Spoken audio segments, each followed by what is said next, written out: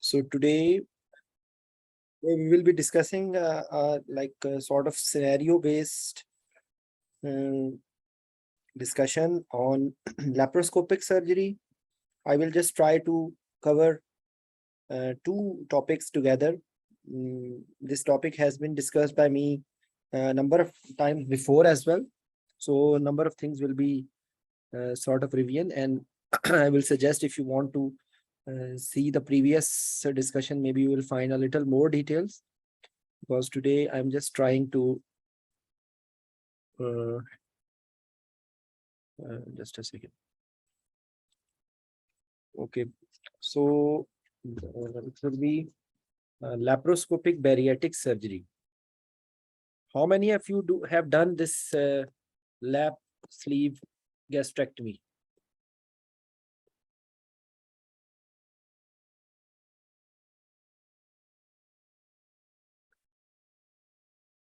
Have you done it? Who has done it? Sir, observed it some time ago, but never actually led it. Okay, so actually, the majority time these patients laparoscopic surgery concern will be there, and the patient may be obese. Okay, so these two things are two concerns of two things are will be in your mind. Okay. Okay, so and as a general rule, if you have two problems together, the result will be 1 + 1 is equal to more than 2. It should be 3 or 4. This is the concept, because if the patient is undergoing laparoscopic surgery and patient is obese, so okay, so generally, if you just try to chalk out what are the considerations which you have in a laparoscopic surgery or obese patient. Anyone wants to take the lead? Yes, Sumera. Sir, in this scenario, my considerations will be related to laparoscopic surgery, and then considerations related to obesity, and then considerations related to associated comorbids due to obesity or underlying comorbids. Okay, so how can you chalk out laparoscopic? How can you Sir, explain in clearer words? Sir, we can class like pre-op, intra-op, and post-op, and we can assess the patient on the history of on the basis of history, examination, and investigation. Like in laparoscopic, if we consider the laparoscopic surgery, then the problems will be associated with pneumoperitoneum, carbon dioxide gas used as insufflation gas, and positioning, and then concerns related to specific surgery. Okay, actually, if someone asks you about laparoscopic surgery, so I will divide it into 3 parts. One will be trocar insertion, number 2 will be pneumoperitoneum, and number 3 will be carbon dioxide absorption. When they are asking you about concern doesn't mean evaluation. Concern means that what will be the problems or what will be the challenges you will have. Okay, so concern means this. If they ask you how will you manage, so management will be pre-op, intra-op, post-op, for example. Okay, so laparoscopic surgery, remember, in 3 steps, because the trocar insertion time is very important, because at that time patient may have vasovagal if the depth of anesthesia is not good, number 1. Number 2, patient this trocar may be inserted to a vessel, like a vascular damage or visceral damage. Okay, so this is first step. Then when they are doing pneumoperitoneum, so pneumoperitoneum, that time immediately it can enter a vessel and it can cause carbon dioxide embolism. Okay, the next step will be that there will be mechanical effects on mainly on abdomen, in the abdomen, okay? And sort of, you can say, abdominal hypertension you are creating. And then the other effect will be on the respiratory and cardiovascular system, okay? So the respiratory parameters will be decreased, like FRC will be reduced, okay? And cardiovascular load. So because there may be sort of aorto cable compression sort of picture, okay? So cardiac output can decrease initially when they are doing pneumoperitoneum. in the respiratory system, airway pressures will be increased, FRC will be reduced, okay? And then another thing will be that endotracheal tube may dislodge, like in the sense that it may become endobronchial, okay? Because diaphragm will be pushed up, and it can, if it is near the carina, it may enter the right main bronchus, okay? So these things you need to know, and then gradually, when they make the positioning, it can dislodge the endotracheal tube or circuit, because they are making, especially when they are doing lap sleeve gastrectomy, other than laparoscopic, any other laparoscopic surgery, the position is actually very weird. So actually they are making purely very high reverse Trendelenburg. So head side is very up and foot side is very down, okay? So these are the things which should be knowing, that there will be. So the final thing will be according to the CO2 absorption. So CO2 absorption will be stimulating the sympathetic system, okay? There may be some other things, but majority things will be like that. So but because of sympathetic system activation, then you have to maintain the, because end-tidal CO2 will be increased. So you have to maintain, monitor, it's like adjust the minute ventilation accordingly, okay? Some people consider this one pressure control ventilation at that time, but remember one thing, that it's very important to keep an eye, and as soon as they deflate, you have to reduce the pressure. Otherwise, suddenly, because I have faced one, I just left anesthesia technician out. I just went to the bathroom, and it was pressure control ventilation. They had suddenly deflated the abdomen. And when I came back after just 10 minutes, the end-tidal CO2 was 20. Okay. So like it can create problem in some specific. So you have to be careful about it. Initially it will be high, and then whenever it will be high, there will be all effects. Intracranial pressure can be rise, and heart tachycardia and hypertension and everything. So basic summary is like that. So like any laparoscopic surgery, you have to think about it. Okay. Then any organ dysfunction can occur when, if, for example, abdominal pressure is increased, so there may be renal problems and everything. If the patient is having depressed cardiac function, so sympathetic stimulation will be a problem. There may be increase in pulmonary vascular resistance, and because when CO2 is increased, it is increasing the pulmonary vascular resistance as well. Okay. So this is basic concept about laparoscopic. So if you have a patient, this patient will be obese. Okay. So how will you evaluate this patient? Like what things should be in your mind? Yes. Airway assessment. Airway. Because obese patient assessment, because they may have difficult intubation. Number one. Number two. Difficult cannulation as well. Okay. Difficult cannulation. It is not easy to get cannula and IV access. Okay. What else? Positioning as well. Positioning, patient position. Hmm. Yeah, a patient transfer from trolley to the surgical bed as well. Okay. What else? Drug dosage. Dosage. Okay. What else? Yeah. History of obstructive sleep apnea. OSA. Okay. What else? If you like, these things which you told. Past medical history. Past medical history. Okay. Actually, these things you can make it in the form of logistics. So there will be extra size bed. There should be more people for transfer. maybe need of extra special beds, then monitoring will be difficult. You might need to consider intraarterial blood pressure, because it will be very difficult to place the BP cuff.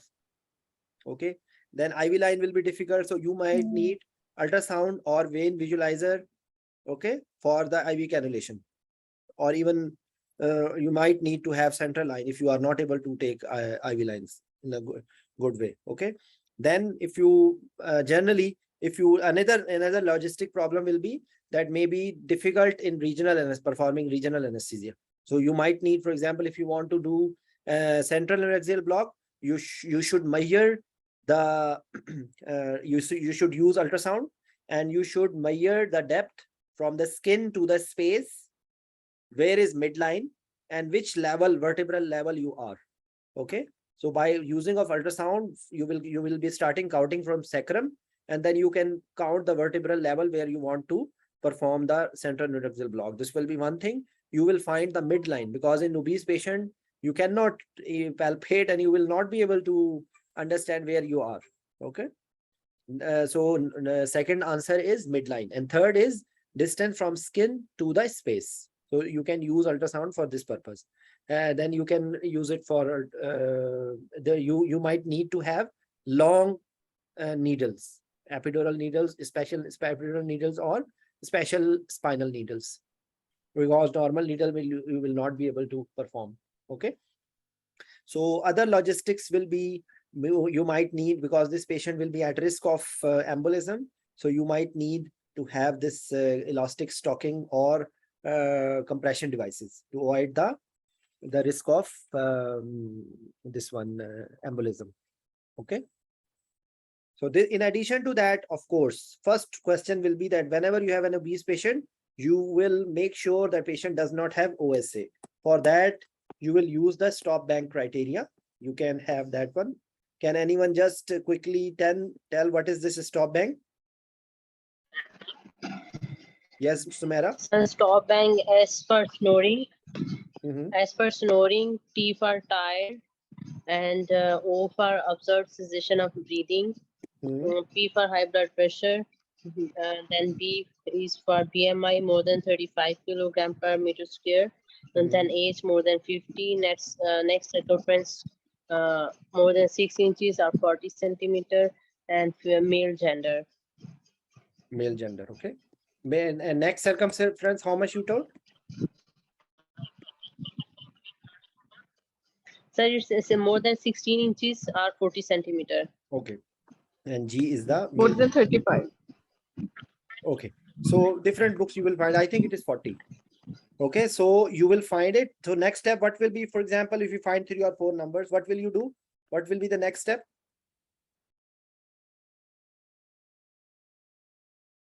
Yes. You will do sleep studies. Sir, then we will observe the patients for next 24 hours. You will do sleep studies, polysomnography. In high risk patients, we will go for sleep studies. Like if patients have 5 to 8 risk factors, then we will go for sleep studies. And then sleep studies, how will you interpret? You will calculate the AHI, apnea hypopnea index. Okay. And on the basis, you will label it as mild, moderate, or severe. Number you can find. I think it is 5 to 15, 15 to 20, and more than 30. Number, I don't remember the numbers, but you will quantify according to apnea hypopnea index. Okay. So you should be knowing what is OSA, what is OSH, what is OHS, what is Pickwickian syndrome, what is metabolic syndrome. Okay, how will you classify this obesity classification? Okay, so it will be complete cessation with decrease in SpO2. It will be incomplete cessation with decrease in SpO2. Okay, it will be around, I think, 4%.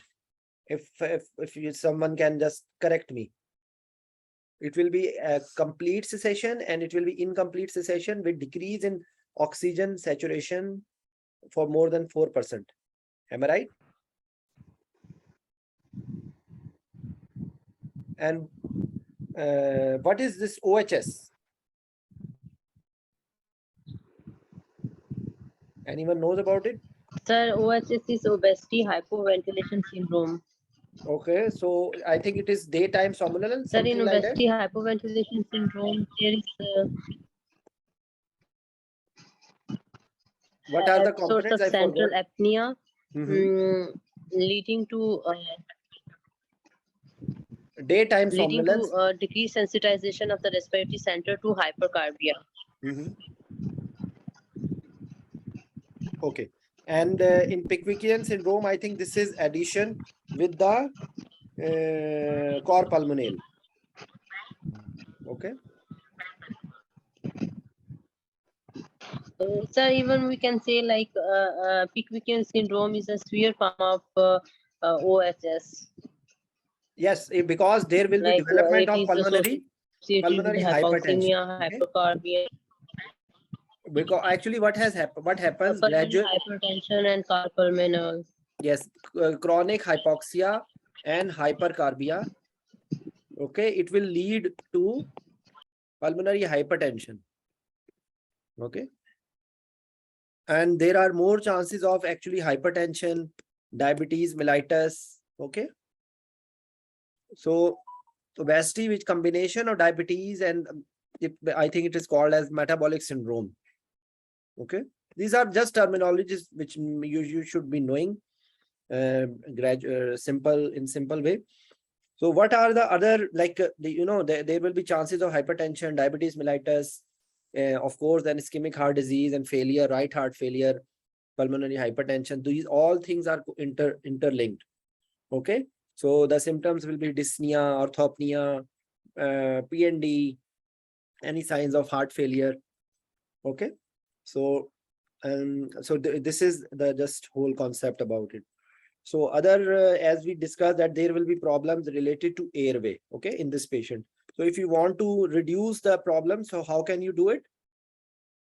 What will be the ways to reduce the airway problems related to like problem in this patient, the patient which is placed for lap sleep gastrectomy? What should be your way? Awake fiber optic, ramp position,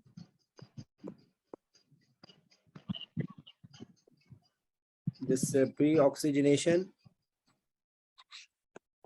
this one, provision of spontaneous ventilation with inhalational induction.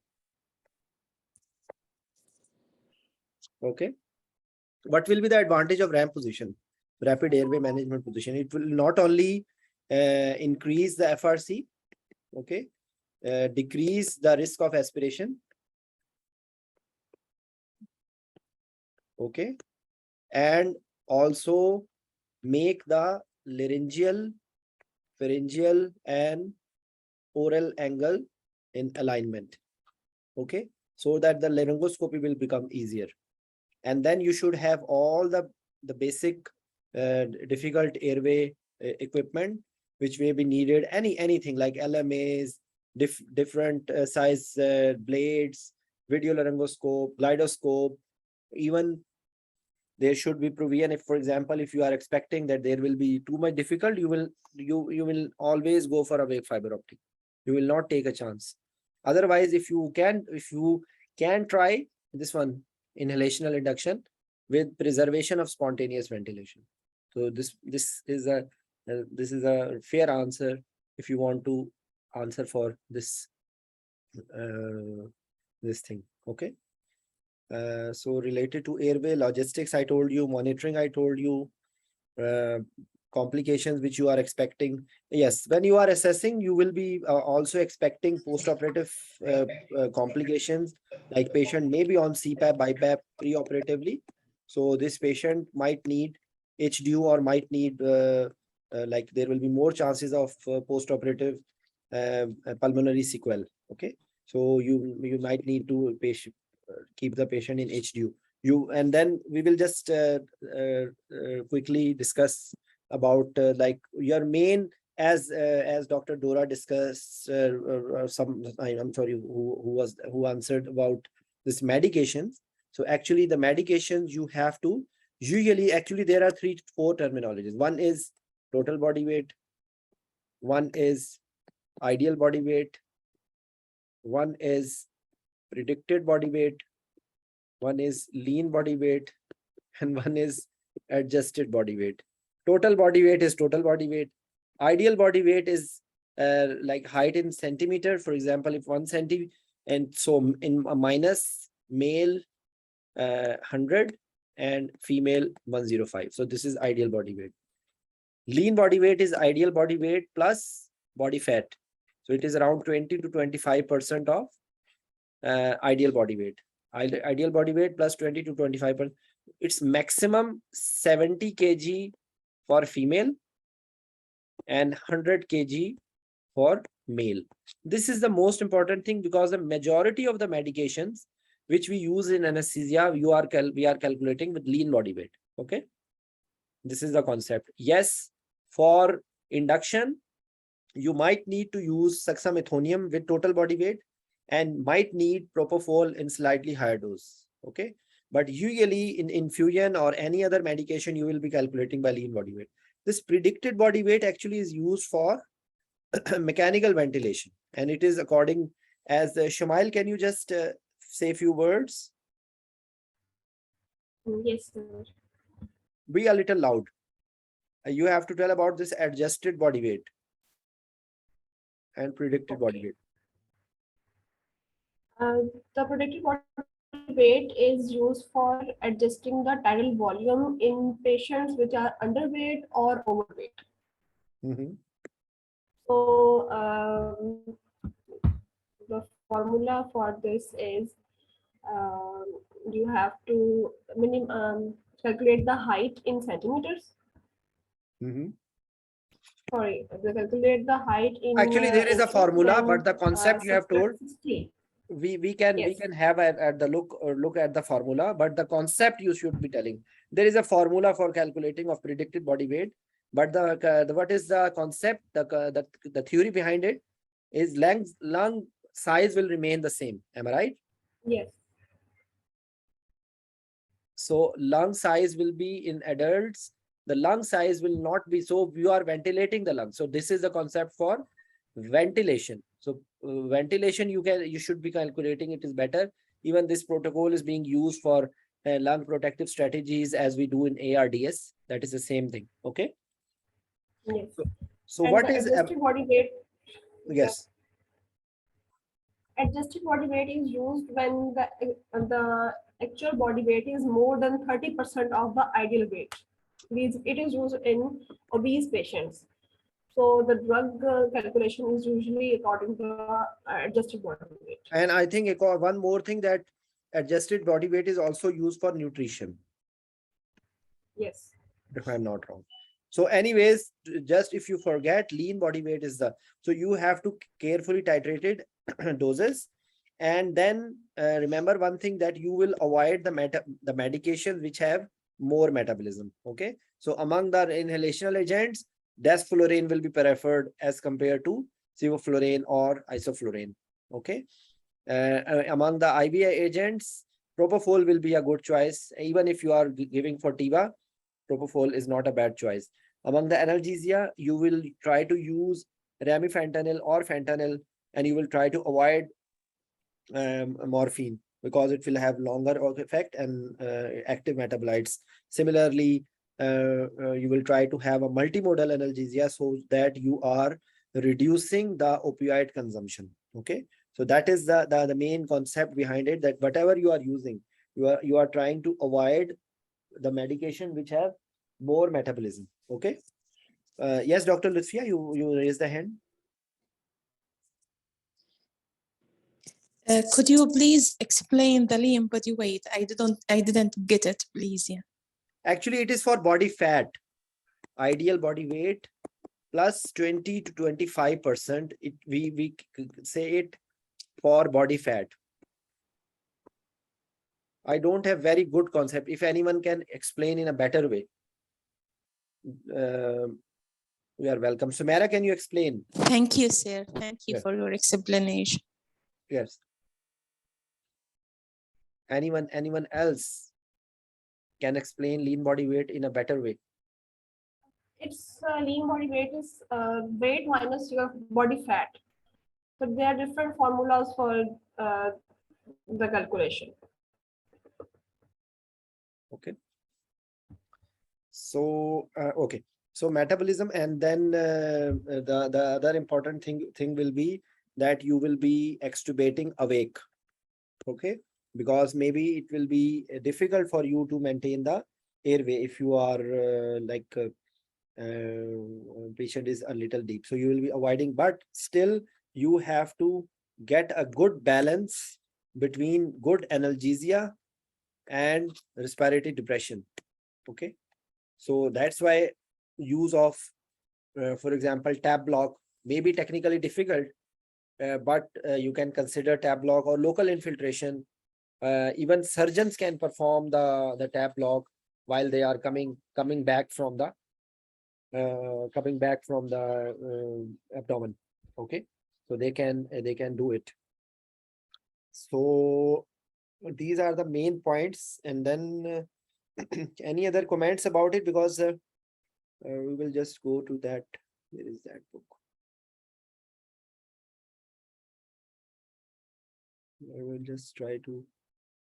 Any comments on this topic, please?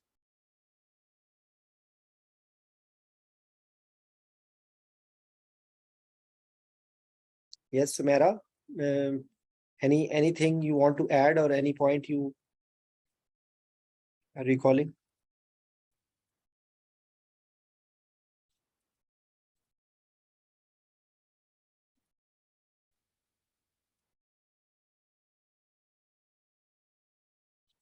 You know, this book, I love this book, and I say this book as this book is my darling. I have read this book a lot. There is some problem in the internet. Just a second.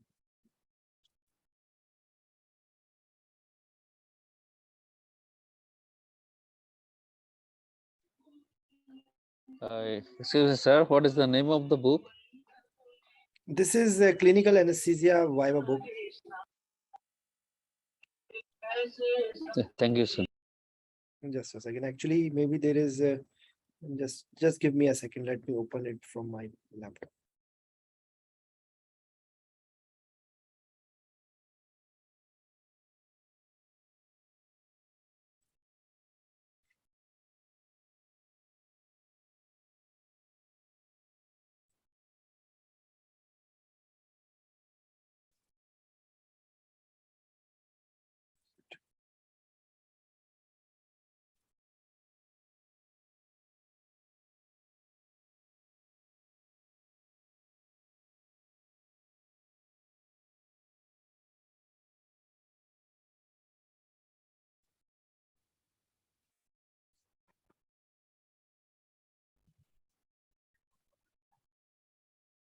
We will just try to have a look at it. Bariatric surgery and drugs for obesity. This was one of the topic. BMI, you should be knowing how to calculate BMI, obesity class 1, 2, 3. There are some other terminologies which they use, but I don't think so that's too much important. Morbid obesity and super obesity. Okay. Let me see if anything important.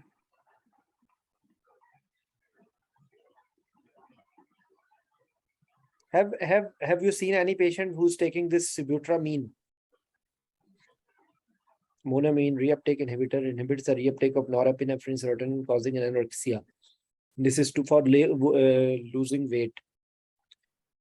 So these medication, I think this has implication with reference to catecholamines, just like I think antidepressants. Okay. What is this? Selective cannabinoid receptor antagonist, blocking endogenous cannabinoid and binding to. I actually have not read this topic before.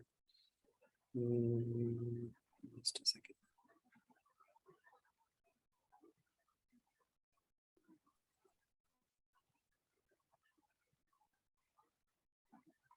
yeah, this will be the consideration for bariatric surgery. That's what I have discussed with you. Okay. DVT, prophylaxis, aspiration pneumonitis.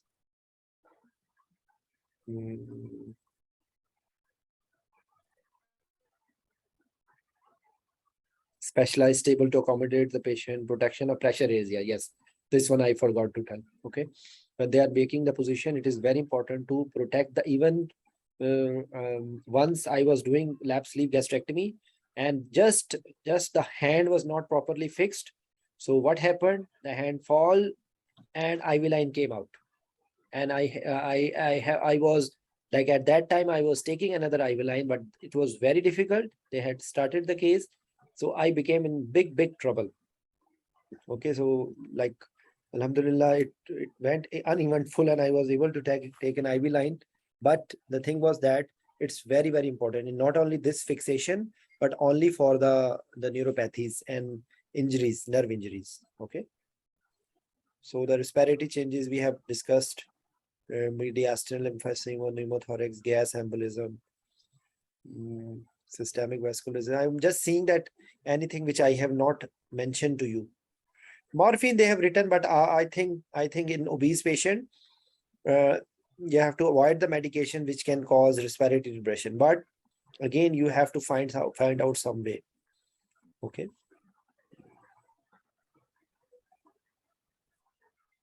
With PCA, I think yes. To cause have not been found to cause morbidity in terms of cardiorespiratory compromise in these patients and provide adequate analgesia. Okay. I will highly suggest you to have a look on this book. Just a second.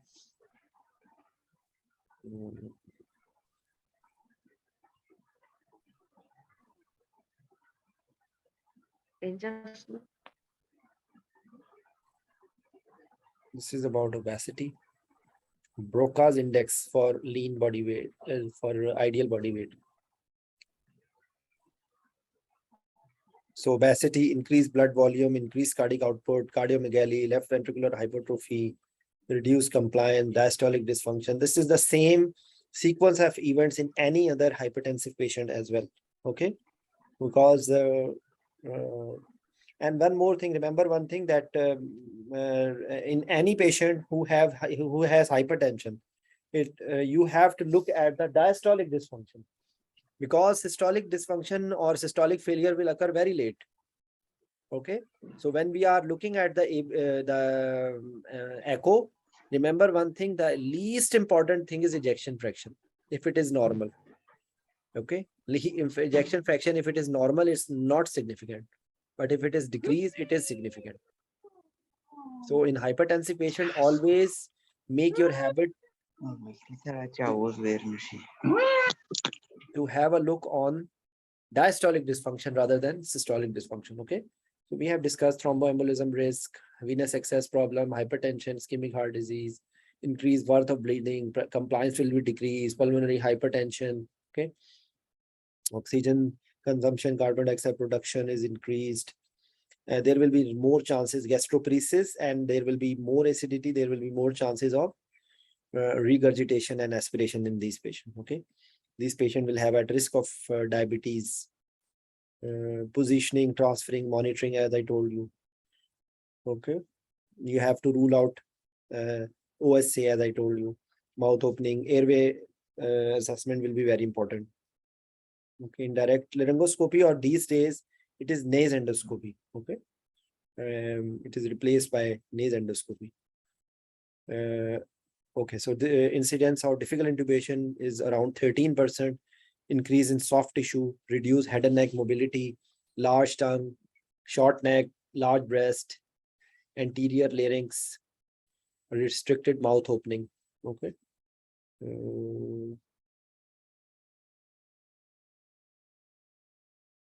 Okay. So longer needles, I told you about epidurals and ultrasound, HDU, CPAP, oximetry. I think we have covered a number of points. This is what I was telling you about AHA, apnea-hypopnea index. Apnea is defined as cessation of for more than 10 seconds with decrease in oxygen saturation. Okay, Obstructive sleep apnea syndrome with hypersomnolence. Okay. Risk factor for OSA, obesity, increasing age, male gender, alcohol, sedatives, and analgesics. Then smoking, nasal obstruction, pharyngeal laryngeal obstruction. Okay. Endocrine. So I will just. Okay, I think we are heading towards the conclusion of our discussion. Okay. Yes, one more thing, that OSA is not necessarily in obese patient. There are so many other reasons, some congenital problems, some air and any problem which is leading to airway obstruction, like it can occur in pediatric patients as well. Okay. So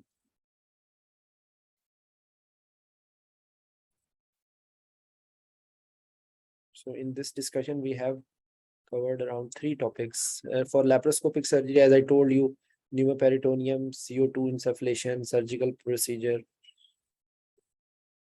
okay, arrhythmias,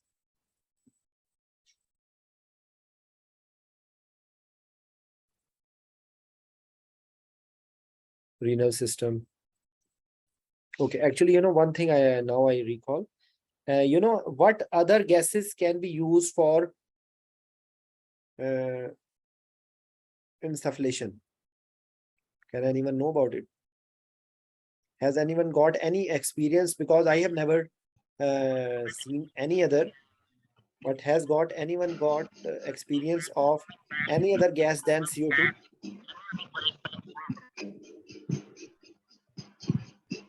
Yes. I'm sorry, Shimail, unmute yourself.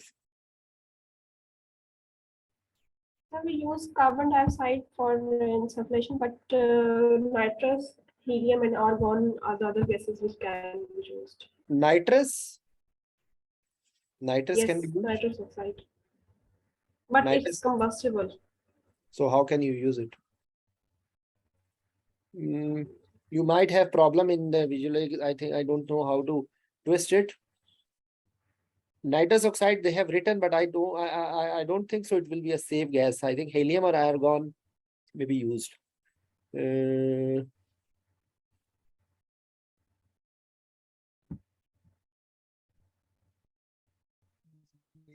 is also combustible.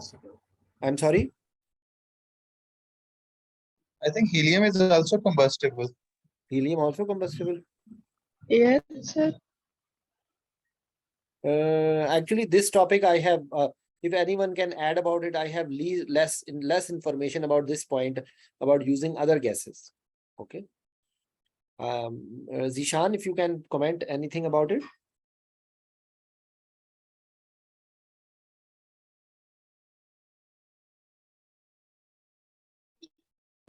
About these gases, sir? Yes. No, sir. Okay, now I just happened to one more thing I will tell you. You can have a look here about gas embolism, CO2 embolism as well. They can ask you.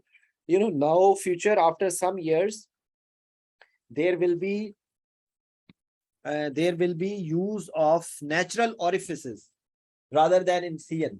Do you know about it? Have you heard about natural orifices surgery?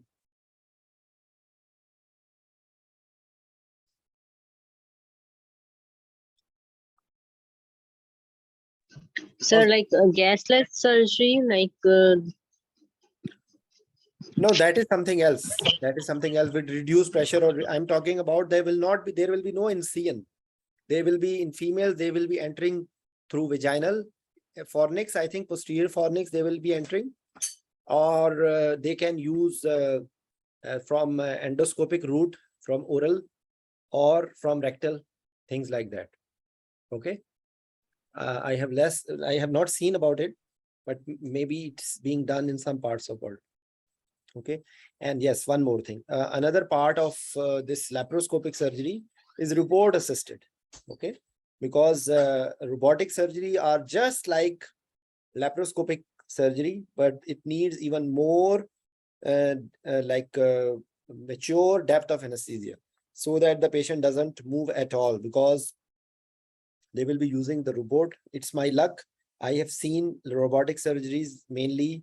I did for this nephrectomies in King Faisal. When I was in King Faisal, there used to be robotic nephrectomies. They were mainly the actually tumor nephrectomies.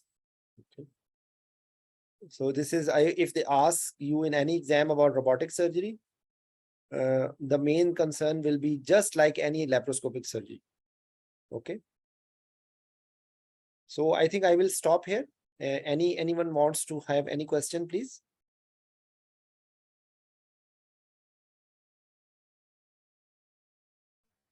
Sir, how much pressure is safe, intraperitoneal pressure? Around 15. And if it is pregnant, the patient, in pregnant patient, you have to reduce the pressures around 12. Okay. You have to maintain the this one pressures. Yes. Are you Shirjeel from UK?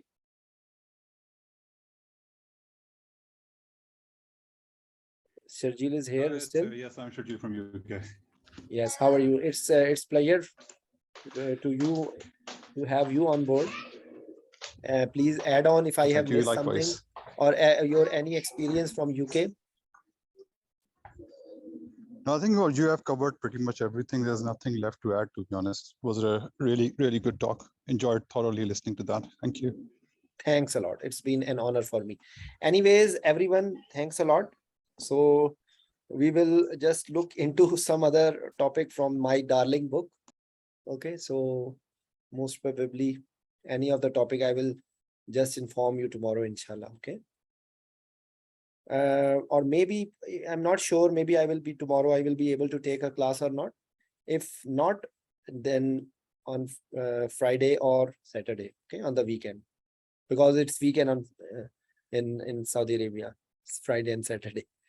Okay, so thanks a lot, everybody, and thanks for joining. Assalamu alaikum.